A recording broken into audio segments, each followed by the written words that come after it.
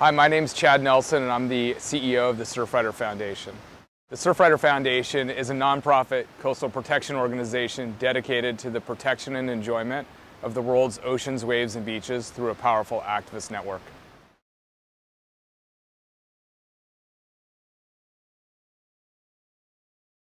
The ocean coasts are our playground. We love to get out and recreate, whether it's surfing, walking your dog on the beach, sailing, diving. It's just a great place to go recreate.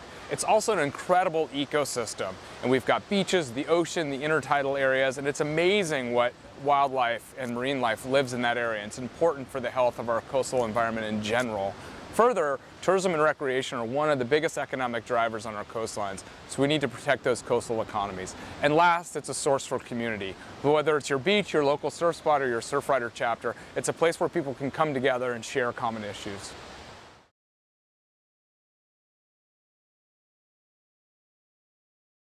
The Surfrider Foundation is a truly grassroots organization, and we do all of our work through our chapter network. We have 84 chapters throughout the country that are working on local issues that matter to them. The Surfrider chapter network really gets involved in sort of 4 areas. They do what we call coastal defense. They stop bad projects, and that's probably what we're known best for, is stopping bad projects out there. But we also do policy advancement and try to get from being reactive to proactive and get ahead of the problems before they start by passing local ordinances or state laws or even federal laws in some cases. We also do these coastal stewardship projects where we take care of our coastline through beach cleanups and dune plantings and building ocean-friendly gardens. And further, we really do leadership development. So our chapter network, we train our chapter network how to get out there and organize, how to pick issues, how to focus on them, take positions, and ultimately evolve into community leaders.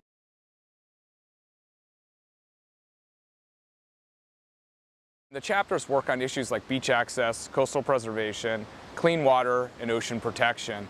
We also have a number of stewardship programs that the chapters can get involved with, like our Ocean Friendly Gardens program. They do beach cleanups, dune plantings in the areas where that's appropriate, volunteer water quality monitoring, so a number of things to steward their communities as well.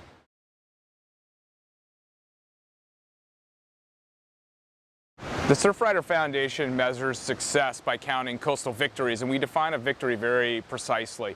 It's an official decision made in protection of the coastal environment or access, so it needs to be like a law passed or a regulation upheld or a specific official decision that can be measured or monitored.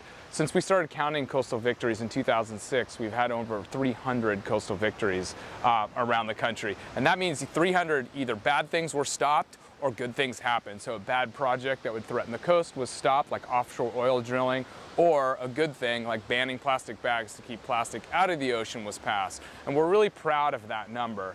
The other measure of success for Surfrider Foundation is really the strength of our grassroots network. Without that strong chapter network, we can't get those coastal victories. And so we know when we see chapters that are healthy, have robust volunteers and engaged programs, that we're meeting our mission.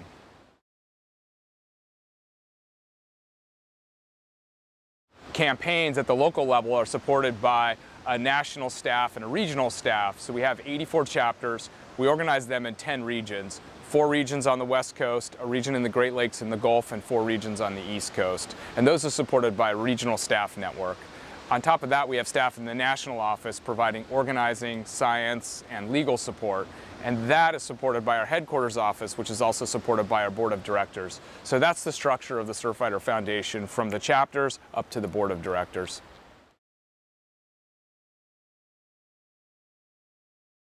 One of the things that really separates the way Surfrider organizes from other groups is that we really allow our chapters a lot of autonomy. They pick the issues that are relevant to them and their community, and they pick solutions, as long as they're science-based, that also fit the culture and appropriateness of their communities. And so we really allow the chapters freedom to focus on issues and solve the problems that are locally appropriate. So for example, in one area, water quality might be the big issue, and that's what they want to focus on, whereas in other areas it might be beach access. So Surfrider works really hard to support local decisions on local issues.